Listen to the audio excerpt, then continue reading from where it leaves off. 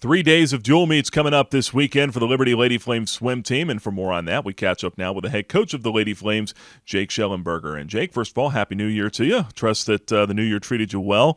And I know that the ladies went down to Florida Gulf Coast here to start the new year. Came away with a 1-2 mark there, faced some tough competition. Going to give us a recap of that meet and how that's going to help you going forward. Yeah, sure. It's a tradition that teams from the north go down to Florida for their training trip every winter and swim some competition down in Florida. It's mostly for training, but there is legitimate, bona fide competition as well. Somebody back in the 1970s said, "Hey, instead of training in New York or Maine, during the winter, let's go to Florida instead and train outdoors." And the tradition has caught on. And it's something that a lot of teams from the north do. NC State was there. Central Connecticut State was there. So I'm sure for those women, they would much rather be swimming outdoors in Florida than be in Connecticut somewhere. So it was a great training trip for us, and we've been fortunate to be able to do it every year. And, some great competition. NC State and Florida Gulf Coast are obviously very good programs. NC State is a top 20 program, and Gulf Coast was 26th last year at NC2A, so some tough competition there. We had seen Central Connecticut State at the Rutgers invite, so we knew a little bit about them, but some great competition. We raced well. We're just not quite to the level of an NC State type program yet.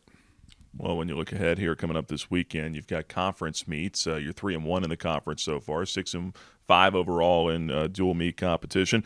You've won 5 straight home meets, though. It seems like you swim well here in Lynchburg, and you're going to be honoring some seniors before Friday's meet against Campbell. I guess kind of a two-part thing there. What makes it so much better being at home, and then also with the seniors, how much have they meant to the program? Oh, they've meant a lot to the program. And we're going to have a little bit of a ceremony to honor them. And we actually do quite a few things for our seniors. We have our home meet ceremony, and then at our conference meet, our conference honors our seniors as well. And then we also have a little banquet at our conference meet where we honor our seniors again. And then our parents are putting together a little banquet on Friday night for our seniors once again. So we do honor our seniors. Swimming in college is hard. It's not easy, and to do it for 4 years is an accomplishment in and of itself. If you look at the attrition rate for college swimming and diving, especially at the D1 level, it's not an easy sport to do for 4 years, and those that make it through, certainly deserve to be honored. As far as swimming at home, it's a tough venue. I mean, swimming inside at LaHaye is hard. It's hard for us. It's hard for opposing teams. We obviously have the benefit of doing it every day at practice. But it is a tough place to race as far as it being a small pool and low ceilings and the lighting and the lanes and small lanes and the walls. And, it's a rec pool. And, a lot of the teams that come here are used to swimming in more of a racing style facility. And so it certainly gives us a home pool advantage, if you will. We swim tough here. We pack it out. I think we hit our fire code limit for spectators every meet, which is a good problem to have. And it's going to be loud, it'll be boisterous, and it'll be a great racing atmosphere. When you look at the rankings this year, you guys have been in the top 5 in the mid-major poll nationally. You've dabbled right around that top 25 threshold for national rankings overall as well. Do you feel like this program is trending right where it should be at this point? I do. Certainly when you look at our competition, Florida Gulf Coast they're good. For lack of a better term, they are exceptional. So when you look at the last 5 years, and this is certainly our 6th year of program history, had there been a Big South swimming conference, we would have won the meet every year. We would have been Big South swimming conference champions every single year except for that first year. But certainly the last 4 years and this year, if there were just a Big South swimming conference, there'd be no competition, and we would be the champions every year.